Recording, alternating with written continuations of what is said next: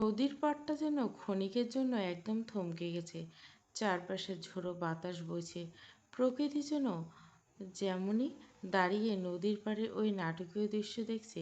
স্ত্রীকের গলার আওয়াজে রূপা নিজের চোখ থেকে কালো কাপড়টা টেনে খুলে ফেলল। সামনে তাকাতে তার চোখ দুটো যেন কোটর থেকে বেরিয়ে আসার উপক্রম। সামনে ইস্তিয়াক হাঁটু গেড়ে বসে তার দিকে লাল গোলাপ বাড়িয়ে দিয়ে দাঁড়িয়ে আছে। তার থেকেও রূপা বেশি অবাক হয়েছে ইস্তিয়াকের মুখে এসব কথা শুনে। ইস্তিয়াক তাকে ভালোবাসে মানে এসব কি পাগলামি। রূপা চরম ধাক্কা খেয়ে পাশে দাঁড়িয়ে থাকা সীমার দিকে তাকালো। সীমা অপরাধীর মতো মাথা নিচু করে দাঁড়িয়ে রইল। রূপা পুনরায় ইস্তিয়াকের দিকে তাকালো। এমনভাবে পরিস্থিতি কী বলবে সে যেন ভেবেই পাচ্ছে না। তার গলা দিয়ে কোনো শব্দ বেরোচ্ছে না। ইস্তিয়াক আবার আকুল হয়ে বলল, কি হলো রূপা? আমার ভালোবাসা কি অ্যাকসেপ্ট করবে না? বিশ্বাস করো, আমি তোমাকে অনেক অনেক ভালোবাসি। রূপা এই মুহূর্তে কী করবে কিছুই বুঝে উঠতে পারছে না। তার মাথা কাজ করা পুরোপুরি বন্ধ করে দিয়েছে। তবুও নিজের মেজাজ সামলে খুব কড়া কিছু বলতে যাবে, ঠিক তখনই নদীর পাড়ের থমথমে আবহাওয়ায় এক লহমায় চূর্ণ করে দিয়ে এক ধারালো পুরুষালী শীষ বাজানোর সুর কানে আছড়ে পড়ল। শীষের সুর শুনে সবাই একযোগে চরম অবাক হয়ে পেছনে ফিরে তাকালো। রূপা চট করে ঘাড় ঘুরল, আর তার পেছনে তাকাতে যা দেখল তাতে মুহূর্তের মধ্যে তার আত্মা খাঁচা ছাড়া হওয়ার উপক্রম। বাঁধন নিচে হাত প্যান্টের পকেটে ঢুকে একদম শটাং হয়ে দাঁড়িয়ে ওদের দিকে তাকিয়ে ফুরফুরে মেজাজে শীষ বাজাচ্ছে। আর তার পিছনে অ্যান্সি, নিক্সি, ওমর, জেন বিস্ময়ে হা করে তাদের দিকে তাকিয়ে আছে। হুট করে এখানে বাঁধনকে দেখে রূপার সামনে দাঁড়িয়ে থাকতে দেখে রূপার পুরো শরীর থরথর করে কাঁপতে লাগলো। সে বারবার শুকনো ঢোক গিলতে লাগলো। ওদিকে অপরাধীর মতো সীমার শরীরও থরথর করে কাঁপছে। ইস্তিয়াক বিরক্ত হয়ে সোজা দাঁড়িয়ে গেল। বাঁধন ধীর পায়ে মেপে মেপে কদম ফেলে ওদের দিকে এগিয়ে আসলো। সে একদম রূপার মুখোমুখি এসে দাঁড়ালো। তারপর উপস্থিত সবাইকে চরম অবাক করে দিয়ে বাঁধন খুব আয়েশ করে ইস্তিয়াকের কাঁধে নিজের একটা হাত ভর দিয়ে দাঁড়ালো। তারপরে ইস্তিয়াকের দিকে তাকিয়ে বেশ শান্ত গলা বলল, কী ভাই, প্রপোজ করছিলি? তাই এইভাবে কেউ প্রপোজ করে একটু তো রোমান্টিক হবে। এর থেকে তো একটা প্রতিবন্ধীও হাজার গুণ ভালো প্রপোজ করে। ইস্তিয়াক বাঁধনকে চেনে না। সে ঘন ভুরু কুঁচকে বেশ গম্ভীর ও রাগী কণ্ঠে জিজ্ঞেস করলো, আপনি কে ভাই? আর মাঝখান থেকে এসব ফাজলামি করছেন কেন? বাঁধন ঠোঁটের কোণে হাসি বজায় রেখে বলল, আমি কে সেটা না জানলেও তোর খুব একটা অসুবিধা হবে না। তার আগে বল, প্রপোজ কি কেউ এভাবে শুকনো মুখে করে? ইস্তিয়াক মেজাজ সামনে বলল, তো কীভাবে করবো? বাঁধন এবার এক অদ্ভুত বাঁক হাসিল। দাঁড়া, আমি দেখাচ্ছি। কথা বলে বাঁধন রূপার সামনে ভেজা বালুর উপর ধপ করে হাঁটু গেড়ে বসে পড়ে। বাঁধনের এই কাণ্ড দেখে উমর, জেন, অ্যান্সিরা তো বটে। রূপাও চোখ বড় বড় করে তাকিয়ে রইল বাঁধনে আসলে কী করতে চাইছে। বাঁধন রূপার ভয় পাওয়া থরথর করে কাঁপতে থাকা ফ্যাকাশে মুখের দিকে তাকিয়ে আলতো হাসলো। তারপর দুদিকে মেলে রূপার মায়াবী চোখের গভীরে একদৃষ্টিতে তাকিয়ে বলল, রূপা, আমি তোমাকে যেদিন প্রথম দেখেছি সেদিন থেকে আমার বুকের বাঁ পাশটা হঠাৎ চিনচিন করে উঠছিল। সেদিন থেকে আমি সেই চিনচিনে আসল ব্যথাটা বুঝতে পারছি। এটা আসলে অন্য কিছু নয়, তোমাকে গভীরভাবে ভালোবেসে ফেলার মিষ্টি একটা ব্যথা। বিশ্বাস করো রূপা, আমি তোমাকে অনেক ভালোবাসি। আমি তোমাকে না বলে সত্যি মরে যাব। আই লাভ ইউ রূপা। একটু থেমে নদীর পাড়ের হাওয়া নিজের কণ্ঠস্বরে মিলিয়ে দিয়ে পুরো চিৎকার করে উঠল Badhon, I love you so much Rupa. বাঁধনের মুখ থেকে বের হওয়া এই তিনটি শব্দ যেন তীব্র বুলেটের মতো গিয়ে রূপার হৃৎপিণ্ড ভেদ করে ভিতরে ঢুকে গেল। রূপার মনে হলো এক মুহূর্তে বাঁধন যেন সত্যিই তাকে হৃদয় উজাড় করে প্রপোজ করলো। তার বুকের ভিতর হার্টবিট ড্রামের মতো অনবরত পেটাতে শুরু করলো। বাঁধন রূপার দিকে নিজের ডান হাতটা বাড়িয়ে দিয়ে এক অদ্ভুত মায়াবী চোখে তাকিয়ে বলল, তো মিস রূপা, তুমি কি আমার ভালোবাসা অ্যাকসেপ্ট করবে? উপস্থিত সবার উৎসুক দৃষ্টি গিয়ে পড়ল একা রূপার উপর। রূপার মনের ভিতরে তখন ঠিক কী ঘটে গেল সে নিজেও জানতে পারল না। এক অজানা আকর্ষণ তার ভেতরে তীব্র অনুভূতির টানে সে কোনো কিছু না ভেবে কাঁপা কাঁপা নিজের হাতটা বাঁধনের দিকে বাড়িয়ে দিল। স্ত্রী সারা শরীর রাগে অপমানে রিরি করে জ্বলে উঠল। বাঁধন বিন্দুমাত্র সময় নষ্ট না করে রূপার হাতের পিঠে গভীর একটা চুমু খেলো। এবার স্ত্রী আর কিছুতেই নিজেকে সামলাতে পারল না। সে ক্ষিপ্র বাঘের মতো এগিয়ে এসে সজোরে বাঁধনের শার্টের কলার শক্ত করে চেপে ধরে চিৎকার করে বলল, পোলা, কে তুই? তোর এত বড় সাহস কী করে হয় ওর হাত ধরার, ওর হাতে চুমু খাওয়ার? স্ত্রী শার্টের কলার চেপে ধরলে বাঁধনের মুখে হাসি এক ফোঁটাও কমল না। সে অন্তত শান্ত ও ঠান্ডা করে বলল, রিল্যাক্স ব্রো, আগে কলার থেকে হাতটা সরাও, চল কোথাও শান্ত হয়ে বসি, তারপর না হয় কথা বলি। স্ত্রী চোখ দুটো বড় বড় করে বিষাক্ত দৃষ্টিতে তাকিয়ে বলল, আমি তোর কোন কালে বন্ধু লাগি যে তোর সাথে বসে কথা বলবো? বাঁধন হাত দুটো উপরে তুলে বেশ নরম সুরে বলল, মাথাটা একটু ঠান্ডা কর ভাই, এভাবে হুটহাট উত্তেজিত হওয়া স্বাস্থ্যের জন্য একদম ভালো না। স্ত্রীর দাঁত কিরমির করে বলল, এখন তোর মতো একটা ছেলের কাছ থেকে আমাকে এসব জ্ঞান শিখতে হবে? সেসব ছাড়, তার আগে বল তুই আমার রূপার হাত ধরলি কোন সাহসে? বাঁধন চোখের ভেতরে শান্ত ভাবটা মুহূর্তে উধাও হলো, এক হিংস্র রূপ নিল। ঠোঁটের বাঁকা হাসিটা আরও গাঢ় হলো। সে ধীর স্থির কণ্ঠে ধারালো গলায় প্রশ্ন করলো, আমাকে সাহসের হিসাব দেখাচ্ছিস তুই? স্ত্রী আবারও এক ধাপ এগিয়ে এসে রক্তচক্ষু নিয়ে চিৎকার করলো, হ্যাঁ, তোকে সাহসের হিসাব দেখাচ্ছি। তুই কোন সাহসে আমার রূপার হাত ধরলি? উত্তর দে। আমার রূপা, আমার রূপা, একই কথা শুনতে বারবার বাঁধনের ধৈর্যের বাঁধ একেবারে ভেঙে চুরমার হয়ে গেল। সে এক ঝটকায় নিজের শার্টের কলার থেকে স্ত্রীকের হাতটা ছাড়িয়ে দূরে ঠেলে দিল। তারপর গভীর একটা শ্বাস নিয়ে নিজের মেজাজ নিয়ন্ত্রণ করার চেষ্টা করে শান্ত করে বলে, দেখ ভাই, আমি এখানে কোনো ঝামেলায় জড়াতে চাই না। সোজা কথা বলছি, মাথাটা ঠান্ডা কর, তারপর আমরা শান্তভাবে বসে কথা বলি। স্ত্রী যেন একদম নিজের হুঁশ জ্ঞান হারিয়ে ফেলে। সে অন্ধের মতো হিংস্র হয়ে আবারও বাঁধনের শার্টের কলার শক্ত করে চেপে ধরে চেঁচিয়ে বলল, তুই কোন মাল রে? কে রে যে তোর সাথে বসে আমাকে কথা বলতে হবে? বাঁধন এবার আর নিজের ভেতরে জমে থাকা রাগটা প্রচণ্ডভাবে ধরে রাখতে পারল না। সে এক ঝটকায় নিজের শার্টের কলার থেকে স্ত্রীকের হাতটা সরিয়ে দিয়ে মুহূর্তে তার বুকে সজোরে একটা ধাক্কা দিল।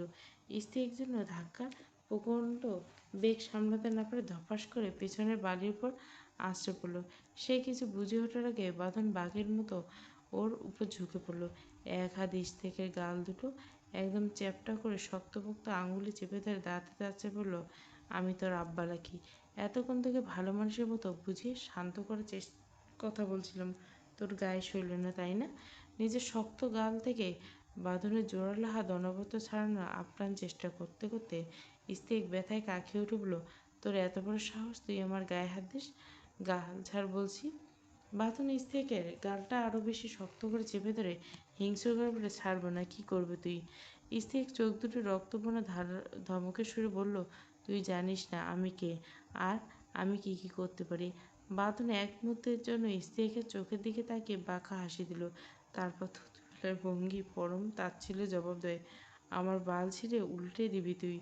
ঘটনা আকস্মিকতায় পুরো নদীর পাড়ে যেন এক অদ্ভুত নিস্তব্ধতা নেমে এলো। উপস্থিত কারো মাথায় ঢুকছে না এই মুহূর্তে তাদের ঠিক কী করা উচিত। ওদিকে ভয়ে রূপার সারা শরীর যেন এক নিমেষে বরফের মতো ঠান্ডা হয়ে আসতে লাগলো। সে বেশ কষ্ট করে নিজের কাঁপতে থাকা শরীরটা টেনে কয়েক পা এগিয়ে গেল। এরপর ভীষণ কাঁপা কাঁপা বলে বাঁধনের উদ্দেশ্য বলল, ভাইয়া, ওকে ওকে ছেড়ে দিন প্লিজ। কথা শুনে বাঁধন নিচু হয়ে থাকা মুখটা তুলে রূপার দিকে তাকালো। গলায় কোনো রাগের রেশ মাত্র নেই, একদম স্বাভাবিক শান্ত কণ্ঠে বলে, ছেড়ে দেবো, তবে একটা শর্তে। রূপা ব্যাকুল হয়ে বলে, কী সত্য? বাঁধন রূপার ভয় পাওয়া মুখের দিকে চেয়ে এক চিলতে দুষ্টুমি ভরা হাসি দিল। তারপরে স্ত্রীকের গালটা আরেকটু চেপে ধরে গম্ভীর মুখে শর্ত দিল, এই মুহূর্তে আমার গালে একটা চুমু খাবি, তারপর চুমু খেয়ে মিষ্টি করে বলবি, প্রিয় জামাইজান, ওকে ছেড়ে দিন। যদি তুই এটা বলতে পারিস তবে এই বেটাকে আমি এক্ষুনি রেখে দেবো, নাহলে পুরো সারাদিন এই বালটাকে এইভাবে বালিতে চেপে ধরে রাখবো। বাঁধনের মুখে জামাইজান শব্দটা শুনতে বালিতে পড়ে থাকা স্ত্রীকে ব্যথায় আরও ক্ষোভে চিৎকার করলো, ও কেন তোর জামাই ডাকবে? তুই কে রে ওর? বাঁধন স্ত্রীকে দিকে নিজের রক্তচক্ষু নিয়ে তাকালো, মুখে বাঁকা হাসি ফুটিয়ে, জামাইকে জামাই ডাকবে না তো কি ডাকবে? ইস্তিয়াক চরম বিস্ময়ে চোখ দুটো বড় বড় করে ধমকেশে বলল, জামাই মানে কিসের জামাই? হ্যাঁ? বাঁধন নিচে ঝুঁকে মুখ ফিরিয়ে আবার রূপার পানে তাকালো। রূপার দিকে হাত দিয়ে ইস্তিয়াককে দেখিয়ে দিয়ে বেশ আয়েসি বলল, রূপা, এই বালটাকে একটু বুঝিয়ে বল, জামাই আবার কিসের হয়? ভাই বোনের সম্পর্কের মধ্যে জামাই আসে বা বিবাহিত সম্পর্কের মধ্যে আসে? রূপা তখন লজ্জায় আর সংকোচে মাথা একদম নিচু করে মাটির দিয়ে তাকিয়েছে। এই লোক যে কী লেভেলের নির্লজ্জ সেটার প্রমাণ সে আজ আরও একবার একদম হাতের নাতে পেয়েছে। এত মানুষের সামনে, বন্ধুদের সামনে এমন একটা শর্ত কেউ দেয়? স্ত্রী এক ব্যথায় কুঁকড়ে রূপার দিকে আকুল দৃষ্টিতে তাকালো। তারপর বিশ্বাস না হওয়া গলা বলে, রূপা, এই ছেলে কে হয় তোমার? তুমি কি ওকে চেনো? রূপা ধীর মাথাটা তুলল, তবে সেই স্ত্রীকে দিকে সরাসরি না তাকে মাথা নিচু করে রেখে খুব আস্তে কিন্তু স্পষ্ট করে হ্যাঁ সূচক মাথা নাড়ল। তারপর কাঁপা গলা বলে উঠল, উনি আমার হাজবেন্ড। স্ত্রীকের মাথায় যেন কেউ একটা আস্ত পাহাড় দিয়ে সজোরে বাড়ি মারল। তার চোখ দুটো অবিশ্বাসে একদম বড় বড় হয়ে গেল। তার মনে হচ্ছে সে হয়তো নিজের কানে ভুল শুনছে। এটা কোনোভাবেই সত্য হতে পারে না। সে চরম ব্যাকুলতা আর থরথর করে কাঁপতে থাকা গলায় অস্পষ্টভাবে উচ্চারণ করলো, তোমার বিয়ে হয়ে গেছে? রূপা আলতো করে নিচু গলায় স্বীকার করে নিল, হ্যাঁ। কথাটা শোনা মাত্র নিমেষে পুরো মুখটা থমথমে কালো হয়ে গেল স্ত্রীকের। সে ঘাড় বাঁকিয়ে পিছনে দাঁড়িয়ে থাকা সীমার দিকে এক বিষাক্ত দৃষ্টিতে তাকালো। সীমা তখন অপরাধীর তীব্র ভারে মাথা নিচু করে নীরবে কেঁদে চলছে। রূপা এবার বাঁধনের দিকে তাকিয়ে আকুল কণ্ঠে বলল, প্লিজ ওকে ছেড়ে দিন। বাঁধন নিজের আগের জেদি ভঙ্গিতে স্ত্রীকে ধরে রেখে শান্ত করে বলল, আমার দেওয়ার শর্ত পূরণ করলে আমি তবেই ওকে ছাড়বো, আর তার আগে এক চুলও নড়ছি না। রুবার মেজাজ সামলাতে না পারে রাগে আর লজ্জায় বলল, আপনি কি সাইকো? বাঁধন এক গালে একটু বাঁকা হাসি দিয়ে বলল, তুই যা ভাবিস আমাকে আমি তাই।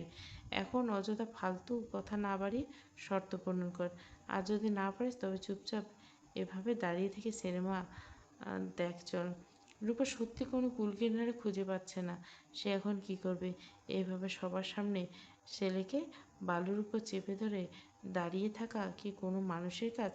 এতক্ষণ ধরে এসব উদ্ভট কাণ্ড দেখা কতক্ষণ সম্ভব? সে খুব ভালো করে বুঝে গেল এই লোকটা চরম ঘাটতারা। তার দেওয়া এই উদ্ভট সত্য পূরণ না হলে সে আজ কিছুতেই স্ত্রীকে সামলাবে না। এক মুহূর্ত রূপা একটা গভীর শ্বাস নিয়ে চোখ জোড়া শক্ত করে বন্ধ করলো। বুকের ভেতরটা ধুক ধুক করে প্রচণ্ড গতিতে হাতুড়ি পেটেছে। অনীহা আর প্রবল লজ্জা তোয়াক্কা না করে সে আস্তে আস্তে বাঁধনের দিকে ঝুঁকে নিচু হলো। তারপর টুস করে বাঁধনে গেলে একটা মিষ্টি চুমু দিয়ে চোখ দুটো বুঝে এক নিঃশ্বাসে বলে উঠল, প্রিয় জামাইজান, ওকে ছেড়ে দিন। রূপার মুখ থেকে এই কথাটি বের হওয়ার পর মুহূর্তে বাঁধন এক ঝটকে স্ত্রীকের গাল ছেড়ে দিল। তারপর উঠে দাঁড়িয়ে স্ত্রীকে থুতনি হালকা থাপড় দিয়ে আলতো করে বলল, বাড়ি যা ভাই, নিজের জীবনের সুন্দর সময়গুলো এভাবে পিছে ফালতু নষ্ট করিস না। কথাটা বলে বাঁধন স্ত্রীকের উপর থেকে উঠে পড়ল। সে আর এক সেকেন্ডও দেরি না করে সোজা রূপার হাতটি নিজের শক্ত মুঠোয় শক্ত করে চেপে ধরে তাকে নিয়ে হাঁটা দিল। তার পিছন পিছন বৃষ্টি, অ্যান্সি, নিক্সি, ওমর, জেন চুপচাপ গটগট করে কেটে পড়ল। খানিক আগে উত্তাল নদীর পাড়টা যেন এতক্ষণ একদম নিঝুম ও শান্ত হয়ে গেল। স্ত্রী বালি থেকে আস্তে করে উঠে দাঁড়ালো। সে নিজের ময়লা জামা কাপড় থেকে বালির ময়লা ঝাড়া প্রয়োজন মনে করল না। ধীর পায়ে এগিয়ে গিয়ে সামনে দাঁড়িয়ে থেকে অঝরে কাঁদতে থাকা সীমার মুখোমুখি দাঁড়ালো। স্ত্রীকে ঠান্ডা উপস্থিতিতে সীমার সারা শরীরে ভয়ে আরো থরথর করে কাঁপতে লাগলো। স্ত্রী সীমার দিকে বিষাক্ত চোখে তাকালো। তারপর এক অদ্ভুত হিমশীতল ঠান্ডা গলা বলল, রূপার যে বিয়ে হয়ে গেছে এই সত্যিটা কি তো তুমি জানতে? সীমা কোনো উত্তর দিতে পারল না। সে শুধু মাথা নিচু করে নীরবে অঝরে কাঁদতে লাগলো। স্ত্রী নিজের ভেতরে সমস্ত ক্ষোভ উগড়ে দিয়ে এবার চরম ধমক দিয়ে বলে উঠল, কিছু জিজ্ঞাসা করছি তোমাকে, উত্তর দিচ্ছ না কেন? সীমা আবার শিউরে উঠে চরম ভয়ে কাঁপতে কাঁপতে বলল, হ্যাঁ জানতাম। কথাটা শোনা মাত্র নিমেষে নিজের সমস্ত রাগ এক জায়গায় করে সজোরে সীমার গালে কষে একটা থাপ্পড় বসালো স্ত্রী। থাপ্পড়ে প্রচণ্ড চোটে সীমা ভারসাম্য হারিয়ে বালিটার উপর কিছুটা ঢলে পড়ল। স্ত্রী গলার রগ ফুলে চিৎকার করল, তুই আমাকে এই সত্যিটা আগে কেন বলিসনি? সব কিছু জেনে শুনে আজ ওকে এভাবে সবার সামনে নিয়ে আসলি কোন সাহসে? তোমার একটুও লজ্জা করলো না? সীমা নিজের গালে হাত দিয়ে ব্যথায় লাল হয়ে যাওয়া চোখ এই স্ত্রীকে দিকে তাকে রুদ্ধকণ্ঠে বলল, কারণ আমি চেয়েছিলাম আপনি রূপার মুখে আসল সত্যিটা শুনুন। আমি যদি নিজে আপনাকে এসে বলতাম, আপনি হয়তো আমাকে বিন্দুমাত্র বিশ্বাস করতেন না, ভাবতেন আমি রূপাকে নিয়ে আপনার কাছে মিথ্যে বলছি। তাই আমি চেয়েছিলাম এই তেতো সত্যিটা আপনি একমাত্র রূপার মুখ থেকে শুনুন। ইস্তেকের এক চরম যন্ত্রণা নিজের দুই হাত দিয়ে মাথার চুলগুলো শক্ত করে খামচে ধরল। তার চারপাশে দুনিয়া যেন মুহূর্তে এলোমেলো হয়ে গেল। বুকের ভেতর প্রকাণ্ড এক রক্তক্ষরণ শুরু হলো। কোনো কিছু যেন তার ভালো লাগছে না। সে রক্তচক্ষু নিয়ে সীমার দিকে তাকিয়ে হিংস্রকাণ্ড বলল, দূর হ আমার চোখের সামনে থেকে। তোর এই বিষাক্ত মুখ যেন আমি জীবনে আর দ্বিতীয়বার না দেখি। সীমা হামাগুড়ি দিয়ে এগিয়ে গিয়ে স্ত্রীকের পা দুটো শক্ত করে জড়িয়ে ধরে হাউমাউ করে কেঁদে উঠল। বিশ্বাস করুন ইস্তেক, আমি আপনাকে এভাবে এত বড় কষ্ট দিতে চাইনি। আমি শুধু চেয়েছিলাম আপনি রূপার মুখে সত্যিটা শুনুন। কিন্তু এখানে যে হুট করে ওর স্বামী চলে আসবে তা আমি ঘুমেও ভাবতে পারিনি। রূপার স্বামী এই শব্দটা শুনে স্ত্রীকের বুকের কাঁচা জখমে আরও তীক্ষ্ণ এক বল্লমের মতো এসে বিঁধল। সে একজনকে সীমার হাত থেকে নিজের পা ছাড়িয়ে নিল। তারপর বালুর উপর একটু নিচু হয়ে সীমার গাল দুটো রুটভাবে চেপে ধরে বলল, এসব তুই ইচ্ছে করে করছিস। আমি খুব ভালো করে জানি আমাকে সবার সামনে কুকুরের মতো অপমান করাটা তোর আসল খেলা ছিল, তাই না? এখন তো খুশি হয়েছিস? শোন, তুই যদি আমার ভালো চাস তো তোর এই ছাইপাশ মুখ নিয়ে কখনো ভুলেও আমার সামনে আসিস না।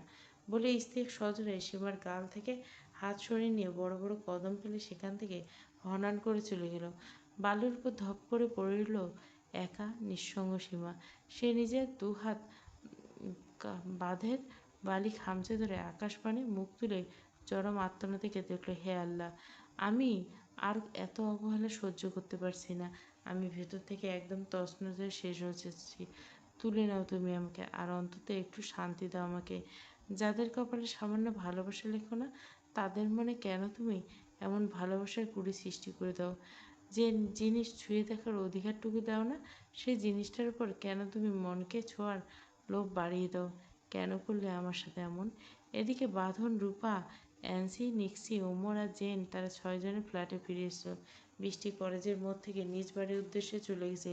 ড্রয়িং রুমে ঢুকে সবাই গা এলিয়ে দিয়ে চলে বসলো বাঁধন। তাকে দেখে অ্যান্সি পাশের সোফাটা সরিয়ে ঢেলে দিল। সারাদিনের ধকল আর এত নাটকের পরে সবাই বেশ ক্লান্ত হয়ে সবাই গা এলিয়ে দিছে। শুধু রূপা চুপচাপ মাথা নিচু করে দাঁড়িয়েছে। তার সারা শরীর তখন ভয়ের তীব্র আমেজে থরথর করে কেঁপে চলছে। বাঁধন শার্টের বোতামের হাত দিল। পরপর চারটা বোতাম খুলে উন্মুক্ত করে দিল তার ঘামে ভেজা চওড়া মুখটে। ঘন ঘন লম্বা শ্বাস ফেলল, যাকে দেখে প্রচণ্ড বোঝা যাচ্ছে যতক্ষণ ধরে কতখানি প্রচণ্ড রাগ নিয়ে নিজের মনের ভেতরে চেপে রেখেছিল। বেশ কিছু পর নিক্সি গ্লাসে করে ঠান্ডা পানি এনে দিল। বাঁধন এক নিঃশ্বাসে তা খেয়ে ফেলল। মাথাটা যত সম্ভব শান্ত স্বাভাবিক রেখে রূপার দিকে তাকালো। রূপা তখনও মাথা নিচু করে আসামির মতো দাঁড়িয়েছে। বাঁধন একদম শান্ত কিন্তু থমথম কণ্ঠে বলল, রুমে যা। কথাটা শোনা মাত্র রূপা আর এক সেকেন্ডও দাঁড়ালো না। কাঁপা কাঁপা পায়ে প্রায় দৌড়ানোর মতো করে নিজের রুমে চলে গেল। রূপা চলে যেতে অ্যান্সি এসে বাঁধনের একপাশে বসলো। তার কাঁধে হাত রেখে করা ভঙ্গিতে শান্ত রেখে বলল, মাথাটা ঠান্ডা কর দোস্ত, মেয়েটা তোকে দেখে মারাত্মক ভয় পেয়ে গেছে। অ্যান্সির কথায় কোনো উত্তর দিল না বাঁধন। সে চুপচাপ নিজের কপালটা শক্ত করে চেপে ধরে সোফায় মাথা এলিয়ে দিয়ে চোখ দুটো বন্ধ করলো। সারাদিন রূপা আর নিজের রুম থেকে বের হওয়ার সাহস পায়নি। বাঁধনের ভয়ে সারাক্ষণ পড়ার টেবিলে বই খুলে নিজে ব্যস্ত রাখার চেষ্টা করছিল। অবশেষে রাতের খাবারের সময় হলে বাঁধনের স্টাডি রুমের দরজায় এসে দাঁড়ালো। বেশ গম্ভীর কণ্ঠে বলল, রূপ খেতে আয়। কথাটা বলে বাঁধন আর অপেক্ষা করলো না, সোজা ডাইনিংয়ের দিকে চলে গেল। রূপা চরম অবাক হলো বাঁধনের অচেনা আচরণে। আর সারাদিন বাঁধন একবারের জন্য তার ঘরে আসেনি, অথচ অন্যদিন সে বাড়িতে থাকলে কোনো না কোনো বাহানায় রূপাকে সারাক্ষণ জ্বালিয়ে মারত। আর আজ এত বড় একটা ঘটনা ঘটে যাওয়ার পর বাঁধন অদ্ভুত রকমের শান্ত। রূপাকে একটা কড়া কথা বলল না, ধমকও দিল না।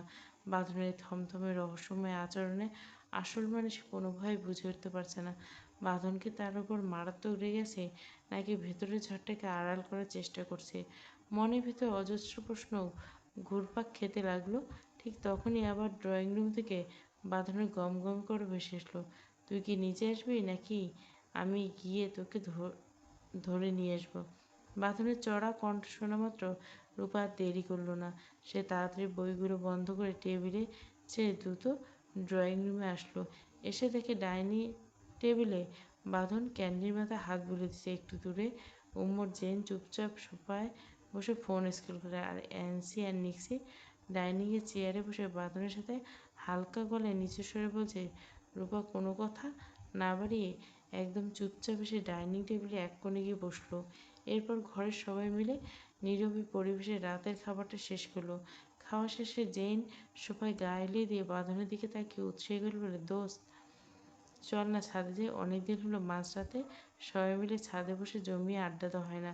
নিক্সের সাথে জেন কথায় সায় দিয়ে বলে, একদম ঠিক বলছিস, চল না দোস্ত, আজকে সবাই মিলে ছাদে একটু আড্ডা দিই। বন্ধুদের এত আবদার বাঁধন আর ফেরাতে পারল না। সে হালকা মাথা নিয়ে সম্মতি জানালো। তারপর রূপার দিকে তাকে বেশ কড়া করে বলল, তুই গিয়ে পড়তে বস। কথাটা শুনে অ্যান্সি চট করে বলে উঠল, কেন রে, ও একটু আমাদের সাথে চলুক না, সবাই মিলে গল্প করবো। বাঁধন শান্ত কিন্তু স্পষ্ট করে বলল, গল্প প্রচুর করা যাবে, বাট এখন না, ওর কালকে থেকে পরীক্ষা আছে, সো পড়তে যাওয়াটাই বেটার। রূপা মনে মনে রাগ আর অভিমান করে মুখে কিছু বলল না, হালকা গাল ফুলে চুপচাপ নিজের স্টাডি রুমে চলে গেল। ওদিকে বাঁধনকে সবাই নিয়ে ছাদের উদ্দেশ্যে উপরে চলে গেল। রুমে এসে রূপা চেষ্টা করলো সারাদিনের এত সব নাটক আর উৎকণ্ঠা ভুলে বইয়ের পাতায় মুখ দিতে, পড়ার ভেতরে নিজের পুরো ব্যস্ত রেখে। অবশেষে রাত প্রায় 2টোর দিকে বেশ ক্লান্ত হলো। পড়ার টেবিলে একটানা বসে শরীরটা ভীষণ ক্লান্ত লেগেছে। একটু তাজা বাতাস খাওয়ার জন্য আর ক্লান্তি মেটাতে রূপা পড়ার টেবিল ছেড়ে উঠে দাঁড়ালো। সে ভাবলো একবার ছাদে গিয়ে ঘুরে আসলে হয়, বাঁধনরা হয়তো এখনও ছাদে আড্ডা দিচ্ছে। ধীর পায়ে ছাদের সিঁড়ির দিকে পা বাড়ালো। ছাদে পা রাখলে রূপার পা জোড়া অদ্ভুত জাদুতে থমকে গেল। দারুণ এক গিটারের সুর। সে চোখ ছুঁড়ে দৃষ্টি মেলতে দেখলো বাঁধন ছাদের বিপজ্জনক উঁচুতে একেবারে রেলিংয়ের উপরে শূন্যে পা ঝুলিয়ে বসে চোখ দুটো বন্ধ করে পরম মমতায় গিটার বাজাচ্ছে। আর ঠিক পাশে রেলিং জুড়ে অ্যান্সি, নিক্সি আর ওমর জেন আরাম করে বসে আছে। উপর থেকে নিচে পড়ে যাওয়ার বিন্দুমাত্র ভয় আর আশঙ্কা ওদের মধ্যে নেই। দৃশ্যটা থেকে মনে হচ্ছে গভীর রাতে এভাবে উঁচুতে বসাটা ওদের বহুদিনের অভ্যাসে পরিণত হয়েছে। রূপা সম্মিলনের মতো ধীর পায়ে ওদের দিকে এগোতে শুরু করলো, কিন্তু মাত্র কয়েক পা এগোতে এক গম্ভীর ও ধারালো পুরুষিল কণ্ঠের সাথে রূপার পা মাঝপথে মাটির সাথে থেমে গেল। বুকের ভিতরটা এক অদ্ভুত ভালোবাসার তোলপাড় আর কাঁপনে কেঁপে উঠল। সেখানে দাঁড়িয়ে থাকা ন্যূনতম শক্তিটুকু যেন হারিয়ে ফেলল। বাঁধন চোখ দুটো বন্ধ রেখে আঙ্গুলে নিখুঁত ছয় গিটারের তারে সুর তুলে গম্ভীর ও আবেগঘন কণ্ঠে বলল, দর্দ দিল কি কাম হো যাতা। নৈশব্দে ঘেরা মাঝরাতে আকাশের বাঁধনের কণ্ঠটা যেন এক বিষাদময় সুরের ঝড় তুলে চারিদিকে ছড়িয়ে পড়ল। কিতনি হাসিন আলম হো যাতে। গানের প্রতিটি শব্দ আর বাঁধনের এই গায়কী যেন এক অদেখা তীরের মতো সোজা গিয়ে বিঁধতে লাগলো রূপার একদম হৃদয়পটে। রূপা এক দৃষ্টিতে তাকিয়ে রইল চাঁদনি রাতের রেলিংয়ে বসা ওই মানুষটির দিকে। ধীরে ধীরে বাঁধন পুরো গানটি গাওয়া শেষ করলো, আর নিঃশব্দে দাঁড়িয়ে থেকে পুরো গানটা গভীর মনোযোগ দিয়ে শুনল রূপা। গান শেষ হতে হঠাৎ অ্যান্সির নজর পড়ল একটু দূরে দাঁড়িয়ে থেকে রূপার দিকে। সে হাতছানি দিয়ে বলল, আরে রূপা, ওই দিকে অত দূরে দাঁড়িয়েছে কেন? এসে আমাদের সাথে বসো। অ্যান্সির কথায় বাঁধন ধীরে সুস্থে চোখ দুটো খুলল। বেশ ঘুম ঘুম অ্যান্সির কথায় বাঁধন ধীরে সুস্থে চোখ দুটো খুলল। বেশ ঘুম ঘুম চোখে সে রূপার ফ্যাকাশে মুখের দিকে তাকালো। মেয়েটা কেমন যেন অদ্ভুত এক অস্বস্তি আর দ্বিধা নিয়ে মুখটা একটু কুঁচকে দাঁড়িয়েছে। রূপা শান্ত ও ধীর পায়ে এগিয়ে এসে অ্যান্সির পাশে গিয়ে দাঁড়ালো। রূপার দৃষ্টি রেলিংয়ের দিকে দেখে অ্যান্সি হেসে ফেলল। তুমি নিশ্চয় খুব অবাক হচ্ছ যে আমরা এমন ছাদের ঝুঁকিপূর্ণ রেলিংয়ের উপর পা ঝুলিয়ে কীভাবে বসে আছি, তাই না? আসলে ব্যাপারটা আমাদের কাছে নতুন কিছু না, একদম গা সহ অভ্যাস হয়ে গেছে। বিদেশে থাকার সময় মাঝরাতে এভাবে ছাদের রেলিংয়ে বসে আমরা সবাই মিলে আড্ডা দিতাম, আর বাঁধন সুযোগ পেলেই সুরের মন্ত্রস্তা রূপ দেখিয়ে গান শোনাতো। আজও ছাদের হাওয়ার মেজাজটা জমে উঠতে ওর হাতে গিটার ধরে দিলাম। রূপা হালকা হাসলো। পাশে বসে থাকা নিক্সি অমায়িক একটা হাসি দিল রূপাকে। তুমি কিন্তু সত্যি ভীষণ ভাগ্যবতী যে বাঁধনের মতো একজনকে নিজের করে পেয়েছ। আমার বন্ধুটা যে কী পরিমাণ নিখুঁত আর সুন্দর গান গায় তা তো শুনলে। যখন মন খারাপ হবে বা কোনো আবদার জাগবে, ওকে শুধু স্রেফ একটা গান গাইতে বলবে। দেখবে এমন কিছু সুর তোমার কানে ঠেলে দিবে যে তুমি ওর প্রেমে বারবার পড়তে বাধ্য হবে। রেলিংয়ে বসে থাকা ওমর অমনি বাঁকা হাসে নিক্সির মাথায় হালকা একটা চারটি মিলল। তাই নাকি রে নিক্সি, এত গুণের খাতির দিচ্ছিস যে? তার মানে তুই এতদিন বাঁধনের প্রেমে হাবুডুবু খেয়ে আছিস নাকি?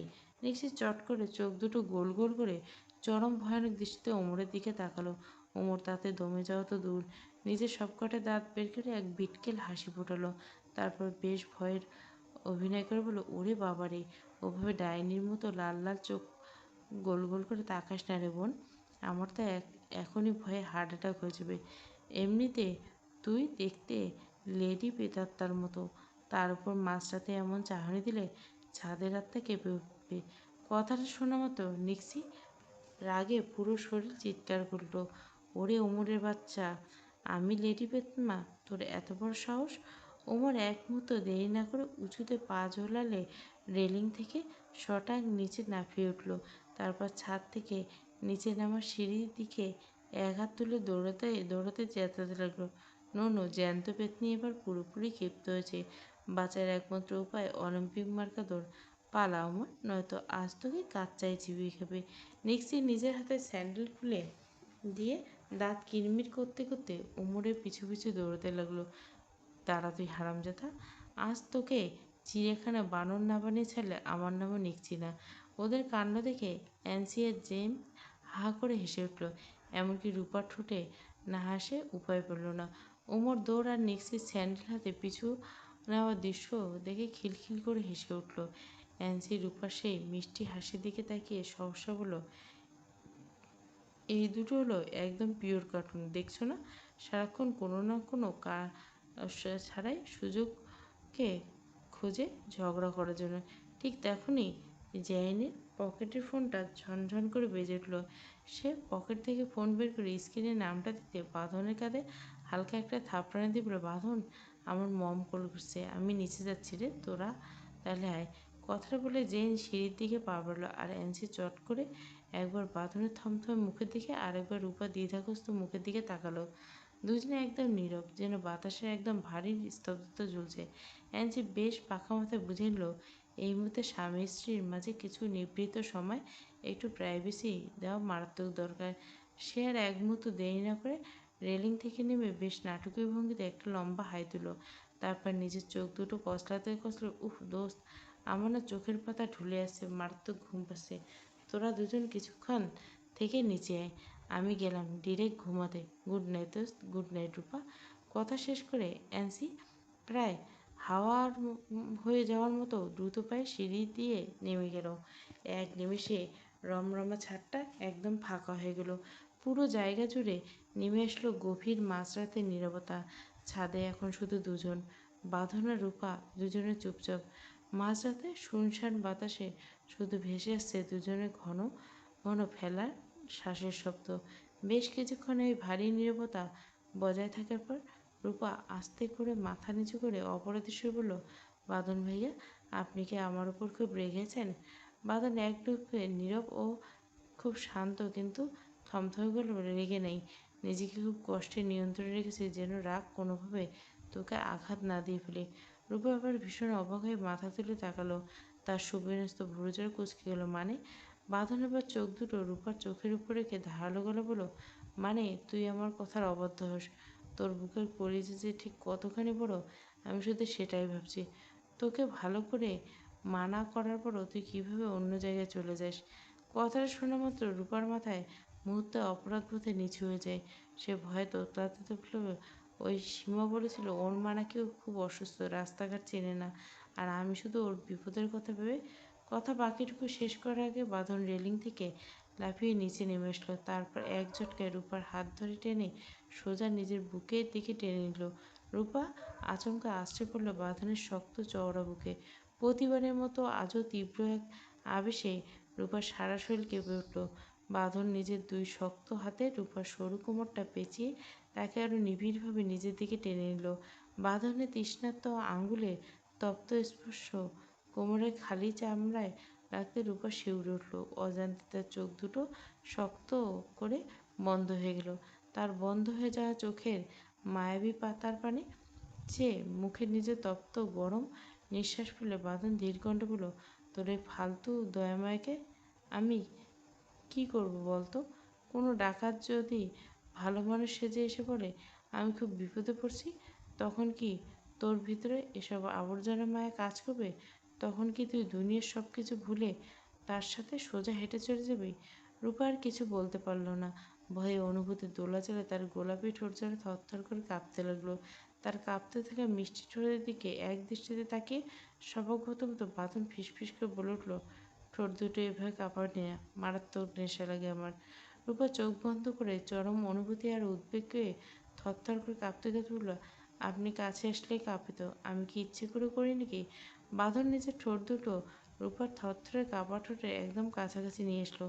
তারপর মুখের তপ্ত গরম নিঃশ্বাস রূপার মুখে আশ্রয় করতে নেশা লাগলে ফিসফিস করে আওড়ালো, কারণ এগুলো এখন তার আসল মালিককে ডাকে। এরা খুব ভালো করে জানে এসবের একমাত্র মালিক শুধু আমি।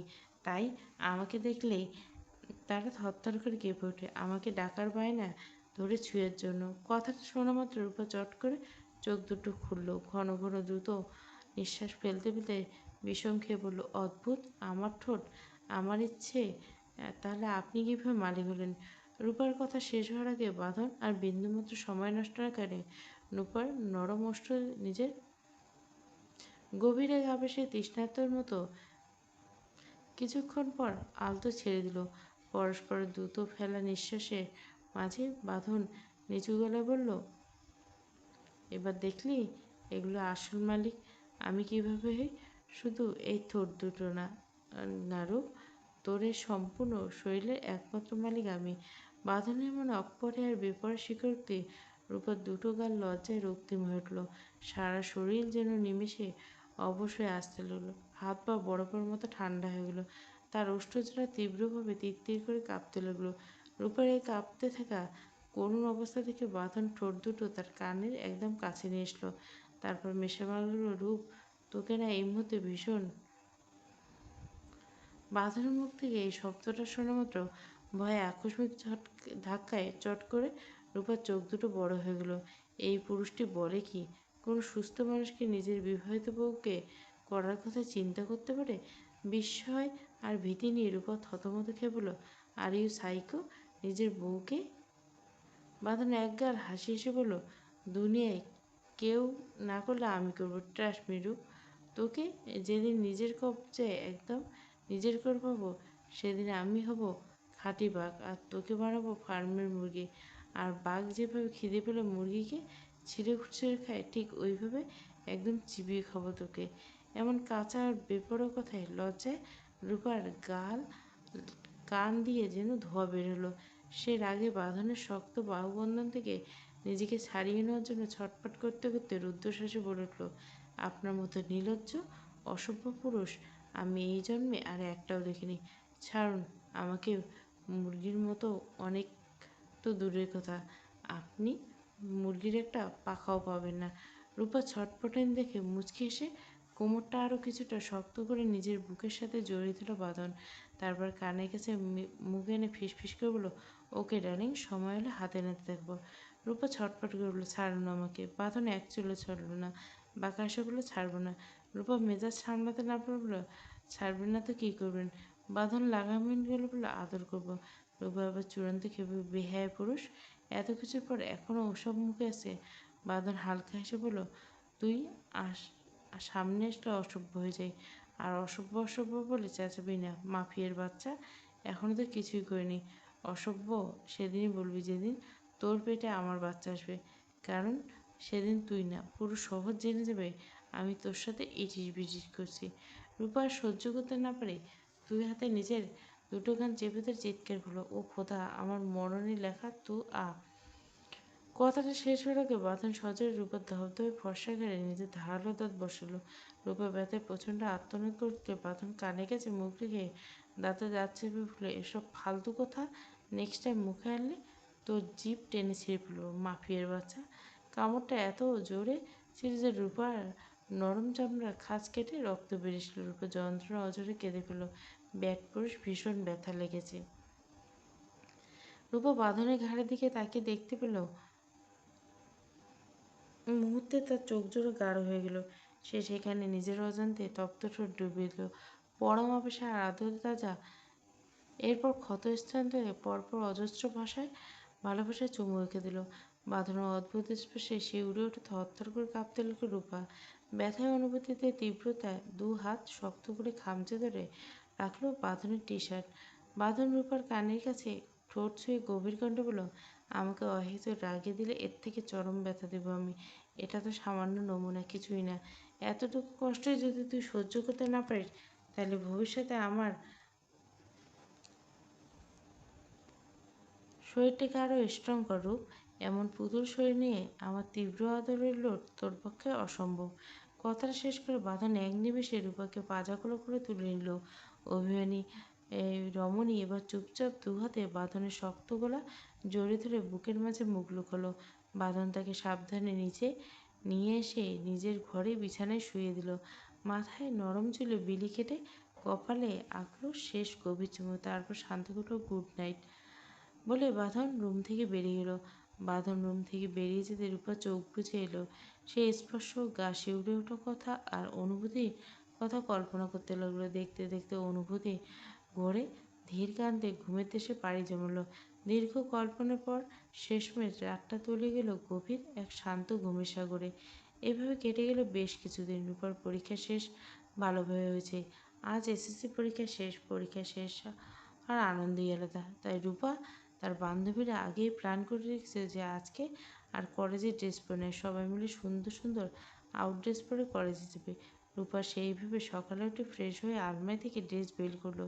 সুন্দর দারুণ সবুজ রঙের জর্জের রাউন্ড ড্রেস, গাঢ় সবুজ জামার ছাপে ছাপে সূক্ষ্ম সাদা পাথরের কাজ করা, সাথে ম্যাচিং করা সাদা টাইট প্যান্ট আর সাদা দোপাট্টা। আয়নার সামনে দাঁড়িয়ে সিল্কি চুলগুলো সুন্দর করে ব্রাশ করে পিঠের উপরে ছেড়ে দিল। তারপর বাঁধনের দেওয়া সেই স্পেশাল মাথার ব্যান্ডটা চুলে গুঁজে নিল।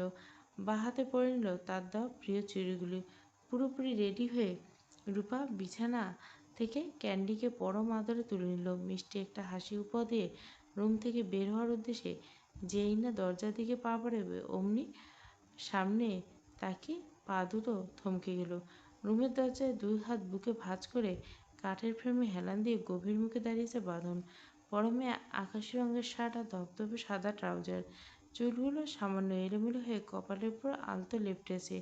রূপা বেশ অনেকদিন ধরে মনে মনে লক্ষ্য করছিল কালো আর আকাশি রঙের শার্ট পরলে বাঁধনকে অদ্ভুত রকম মারাত্মক সুন্দর লাগে। এত সুন্দর চট করে চোখ ফেরানো যায় না। হঠাৎ রূপার নজর গেল বাঁধনের জোড়া চোখের দিকে। বাঁধনের চোখ দুটো মারাত্মক তীক্ষ্ণ হয়েছে, আর সেই ধারালো দৃষ্টি গিয়ে স্থির হচ্ছে রূপার খোলা চুল আর উন্মুক্ত মুখের উপর। বাঁধনের সেই কঠিন চাহনি আসল মানে বুঝতে রূপার এক সময়ে বেশি সময় লাগলো না। বাসা থেকে বের হওয়ার আগে বাঁধন তাকে কড়া ভাষায় হিজাব বাঁধতে বলেছিল। আজ রূপা সাজগোজের চক্করে হিজাব না বেঁধে চুল ছেড়ে দেওয়ার দৃঢ়তা দেখেছে। এই বাঁধন চিল হিস চোরের মতো চোখ এড়ায়নি। যত সময় যাচ্ছে বাঁধনের দৃষ্টি যেন আরো দ্বিগুণ তীক্ষ্ণ হচ্ছে। চওড়া কপাল কুঁচকে এসছে 1000। রাগের চোটে নাকের নক্কা বারবার ফুলছে। ফুসতে যে ভেতর ভেতর রাগে একদম ফুটছে, সেটা বুঝতে রূপার বিন্দুমাত্র বাকি রইল না। এখন কালবৈশাখী ঝড়ের হাত থেকে নিজেকে কীভাবে বাঁচাবে ভেবে না পেয়ে রূপা ডরপুকুরের মতো বাঁধনের পানে চেয়ে দুটো গালে সুন্দর টোল ফেলে চরম হাবলা মার্কা হাসি দিল, হি হি। তার এই আকস্মিক হাসির সঙ্গে তাল মিলিয়ে বাঁধন নিজের বিষাক্ত চোখ দুটো আর ছোট্ট একটা গালের নকল হাসিয়ে বলল, হা হা, থাপ্পড় চিনিস মাফিয়ার বাচ্চা। রূপা সঙ্গে সঙ্গে নিজের অবাধ্য হাসি থামিয়ে তোতলাতে বলল, ভাইয়া। বাঁধন কড়া মুখে দাঁতে দাঁত চেপে গজগজ করল, আমি তো ছাইয়া। রূপা ঢোক গিলে মিনমিন করে বলল, আসলে আমার বান্ধবীরা বললো তাই ভাবলাম এভাবে। তার কথা শেষ হওয়ার আগে বাঁধন নিজের কবজির হাত ঘড়ির দিকে তাকিয়ে এক নজর তাকালো। তারপর চরম ঠান্ডা গলা বলল, ফালতু প্যানপ্যান করবি না। কালবৈশাখী থাপ্পড় খেতে না চলে সোজা গিয়ে হিজাব বেঁধে আসবি। আমি গাড়িতে ওয়েট করছি, তোকে ডাকতে যেন দ্বিতীয়বার এই রুমে আসতে না হয়। কথাটা বলে বাঁধনের 1 সেকেন্ড না দাঁড়িয়ে হনহন করে নিচে চলে গেল। রূপা ভারী রাগ আর অভিমানে দুটো গাল লাল করে ফুলিয়ে আলমারি থেকে হিজাব বের করতে করতে মনে বলল, ধুর ছাই, একদম হিটলারের নাতি। তারপর তড়িঘড়ি করে মাথার হিজাবটা পেঁচিয়ে নিখুঁতভাবে বেঁধে নিচে নেমে আসলো। বাইরে এসে দেখে অ্যান্সি, নিক্সি, ওমর, জেন সবাই আগেভাগে ব্যাক সিটে দিয়ে জাঁকিয়ে বসে আছে, আর ড্রাইভিং সিটে চুপচাপ বসে আছে বাঁধন। রূপা এক সিটে বসতে আনসি পেছন থেকে উঁকি মেরে ওয়াও রূপা, তোমাকে ভীষণ সুন্দর লাগছে। রূপা আর চোখে বাঁধনের দিকে তাকিয়ে মিষ্টি এসে বলে, থ্যাংক ইউ আপু। বাঁধন পুরোটা পথ একটা কথা বলল না, সোজা ও গম্ভীরভাবে গাড়ি চালিয়ে রূপাকে কলেজের গেটে নামিয়ে দিল। গাড়ি থেকে নামার সময় গলার আওয়াজে কড়া করে শুধু বলে গেল, ছুটির পর নিতে আসবে, যেন ওখানেই দাঁড়ায়। রূপা লক্ষ্মীমের মতো মাথা নেড়ে কলেজের দিকে পা বাড়ল। বাঁধন ডিউটি থেকে কয়েকদিন ছুটি উঠেছে।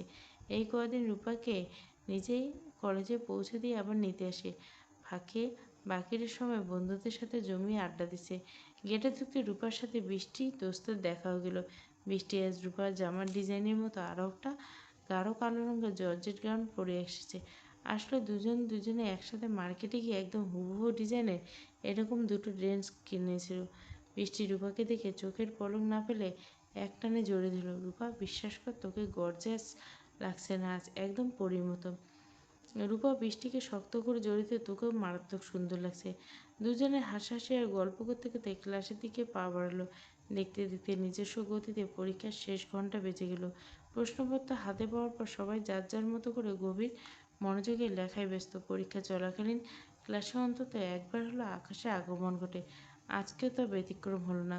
সে ক্লাসে তদারকিতে আসলো, কিন্তু ক্লাসে পা রাখতে তার চোখ জোড়া থমকে গেল মর্তের অপসরাকে দেখে। আকাশে তৃষ্ণার্ত দৃষ্টিকে আটকালো। মাঝখানে বেঞ্চে বসে গভীর মনোযোগ দিয়ে খাতায় লিখেছিল বৃষ্টির উপর। গাঢ় কালো রঙের গাউনে মেয়েটাকে আজ অদ্ভুত সুন্দর লাগছে। উপরে ফ্যানের বাতাসে চুলগুলো দু একটা অবাধ্যের মধ্যে এসে বারবার নরম গালে দোলা দিচ্ছে, আর তাতেই যেন মেয়েটার আকর্ষণ কয়েক গুণ বেড়ে গেছে। আকাশ এক দৃষ্টিতে তাকিয়ে মনে মনে ফিসফিস করে বলল, মাঝে মাঝে ভাবি, এই স্নিগ্ধ চাঁদের মালিক আমি কি কখনো হতে পারবো, নাকি অন্য কেউ আবার একে আমার কাছ থেকে কেড়ে নেওয়ার দুঃসাহস দেখিয়ে বসবে। মনে মনে আকুতি আবার হলো। আকাশ ধীর ও স্নিগ্ধ পায়ে ক্লাস থেকে বেরিয়ে গেল। বৃষ্টি টেরও পেল না কোনো এক পুরুষ তাকে এভাবে ব্যাকুল চোখে দেখে গেল। ধীর পায়ে পরীক্ষার নির্ধারিত সময় শেষ হলো। বহুদিন ও রাতের পরিশ্রমের শেষে অবশেষে রূপার এসএসসি পরীক্ষা পুরোপুরি শেষ। পরীক্ষা শেষ হতে রূপা, বৃষ্টি, তাদের পুরো বান্ধবী গ্যাং হাসতে হাসতে আমোদ করতে করতে ক্লাস থেকে বেরোলো। কলেজের মাঠের দিকে আসতে হঠাৎ রূপার চোখ পড়লো একটু দূরে দাঁড়িয়ে থাকা সীমার দিকে। মেয়েটা ইদানিং কেমন যেন একদম চুপচাপ আর মলিন হয়ে গেছে। আগের মতো রূপাকে দেখলে যেচে এসে আর কথা বলে না। রূপা নিজের থেকে যদিও কিছু জিজ্ঞাসা করে, শুধু অপরাধীর মতো নিচু গলা হ্যাঁ না বলে এড়িয়ে যায়। রূপা বন্ধুদের দিকে তাকে বলল, তোরা একটু থাক, আমি আসছি বলে রূপা দ্রুত পায়ে সোজা সীমার সামনে গিয়ে দাঁড়ালো। রূপাকে আচানক সামনে এসে সীমার মুখটা লজ্জায় আর অপরাধবোধে নিচু হয়ে গেল। রূপা ঠোঁটে নরম হাসি ফুটিয়ে সহজ বলল, সীমা, এখানে এইভাবে একা দাঁড়িয়েছিস কেন? সীমা কোনো মতে চোখ সামলে বলল, ওই আসলে ইশরাত অফিসের স্যারের একটা কাজে গেছে, ভেতরে দম বন্ধ লাগছিল, তাই ওর জন্য এখানে দাঁড়িয়েছি। রূপা সীমার স্নান মুখের দিকে তাকিয়ে কোমল হেসে বলল, ও আচ্ছা, তা তোমার কি হয়েছে? আমাকে ইদানিং সবসময় এত মনমরা দেখি। আর একটা কথা জিজ্ঞাসা করে সত্যি করে বলবে, ওই স্ত্রী আসলে তোমার কী হয়? তুমি ওকে কীভাবে চেনো? স্ত্রীকের নামটা শোনা মাত্র তীব্র এক আতঙ্কে কেঁপে উঠল সীমা। তার বুকের ভেতরটা এক মুহূর্তে লণ্ডভণ্ড। সে তোতলাতে তোতলা অঝরে কাঁদতে কাঁদতে বলল, কেউ না, স্ত্রী আমার কেউ হয় না, চিনি না, আমি ওকে চিনি না বলে সীমা রূপাকে আর কোনো প্রশ্ন করার সুযোগ না দিয়ে এক কাপড়ে সেখান থেকে দৌড়ে কলেজের গেট দিয়ে বেরিয়ে গেল। সে ফুঁপিয়ে কাঁদতে কাঁদতে অন্ধের মতো ফাঁকা রাস্তায় দৌড়তে লাগলো। এই গত কয়েকটা দিন স্ত্রী তার সাথে পশুর মতো খারাপ ব্যবহার করছে। প্রতি রাতে অতিরিক্ত নেশা করে এসে সীমার গায়ে হাত তুলছে, যথেষ্ট গালাগালি আর অপমান করছে, শুধুমাত্র স্ত্রীকে প্রতি মনের কোণে লুকিয়ে থাকা অন্ধ ভালোবাসার জোরে সীমা বুক বেঁধে বেঁচে আছে। হয়তো কোনো একদিন স্ত্রী সব বুঝবে, হয়তো কোনো একদিন তাকে ভালোবেসে আপন করে নেবে, কিন্তু সেই আলোর মুখ আর আসছে না। যত সময় যাচ্ছে স্ত্রী তত বেশি কাপুরুষ আর হিংস্র হয়ে উঠছে। নিজের সে অভিশপ্ত জীবনের কথা ভাবতে ভাবতে সীমা এতটাই দিশেহারা যে সামনে কোনো গাড়ি আসছে কিনা সেদিকে তার কোনো খেয়াল নেই। ঠিক তখনই বিপরীত দিক থেকে আসা দুটো প্রাইভেট কার তীব্র শব্দে ব্রেক কষে সীমার গায়ে সজোরে ধাক্কা দিল।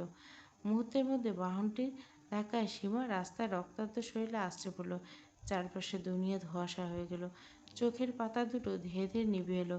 শেষ নিঃশ্বাসটুকু ত্যাগ করে রক্তে ভেজা ঠোঁট দুটো বিড়বিড় করে আওড়াল, মুক্তি দিলাম ইস্তেক, আজ আপনাকে চিরতরে মুক্তি দিয়ে গেলাম। চোখের পলকে ঘটনাস্থলে উৎসুক জনতার ভিড় জমে গেল। চারপাশ থেকে পথচারী চিৎকার ছুটে এসে দ্রুত রক্তে ভেসে যাওয়া সীমাকে উদ্ধার করে অ্যাম্বুলেন্সে তুলে নিকটস্থ হাসপাতালের উদ্দেশ্যে। এদিকে রূপা কিছু বুঝে উঠতে পারল না।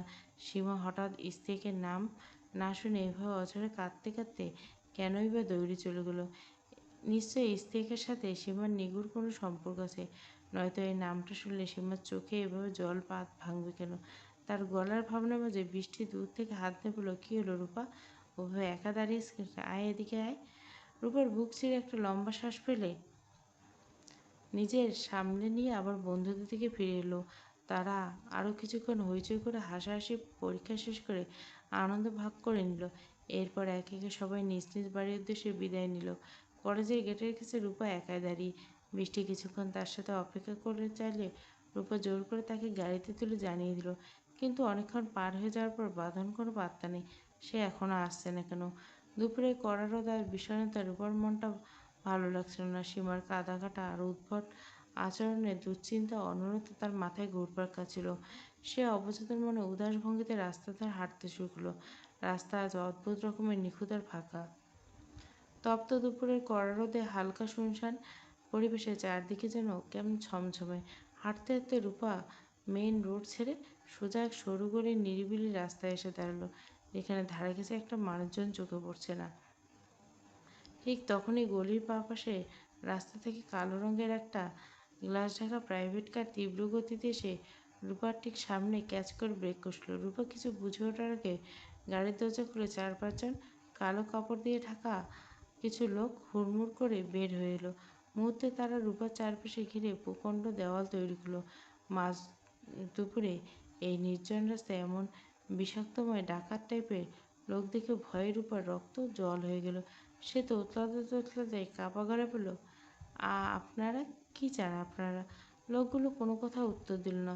হঠাৎ পেছনে একটা লোক এসে শক্ত হাতে রূপার মুখ চেপে দিল। রূপা আতঙ্কে হাত পা ছুড়ে আত্মরক্ষার জন্য আগেই অন্য একজন তার দুটো পা খামচে ধরে শূন্য তুলে ফেলল।